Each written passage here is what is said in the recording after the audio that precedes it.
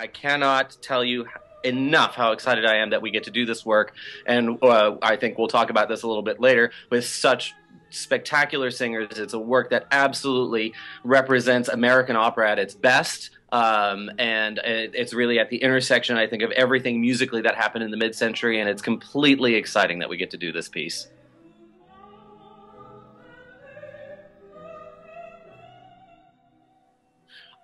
I feel that Menotti's main thrust was representing the drama as efficiently as he could on stage, while really embracing his musical heritage of great melody and real tunefulness and sympathy for his characters. He really, if you look at his output, it is so heavily weighted towards opera, as opposed to his partner Samuel Barber, whose operatic output was only 2 works, and everything else was focused on symphonic and chamber music and solo piano music.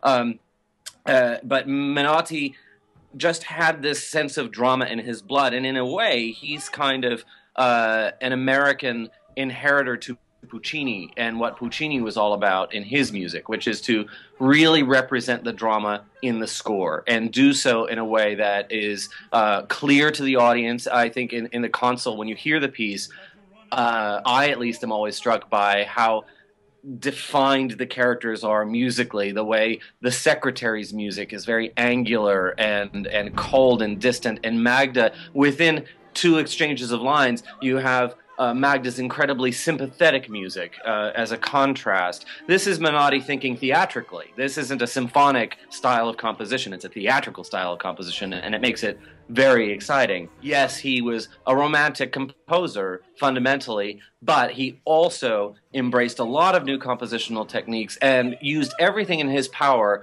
everything from jazz and Broadway influence through Italian opera, and combined it in such a way that it told the story in the best way in which it could be told. And I think that's the most important thing about him, is telling that story clearly musically.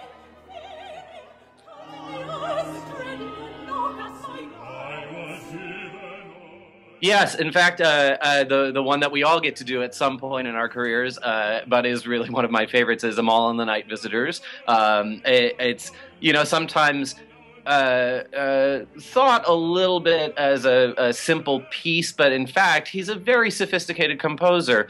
And you have to remember that when Menotti was writing in the middle of the 1950s and 1960s, his lyrical style was kind of out of fashion, so I think people didn't take him too seriously. But if you delve into any of his scores, you'll find real craft, real musical sophistication, and very worthwhile material.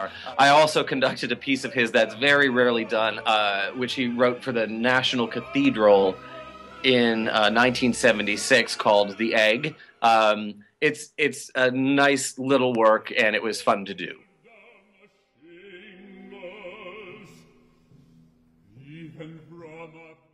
I think one of the things that I'm most excited about is to do this piece with singers of such a high level. I've loved Menotti's music ever since I was introduced to it in college, and that's where a lot of his music continues to be performed. His arias are incredibly popular with young singers, but to then hear that same aria, the Papers aria that Magda sings, to hear it sung by somebody as amazing as Cara Shea Thompson, it just puts me over the moon. You really can appreciate how great this material is when it's handled by expert folk, and it's going to be an honor for me to work with this magnificent cast. Do you see anything? Why, John, did anyone follow you? I don't know. Did anyone recognize you? I don't know.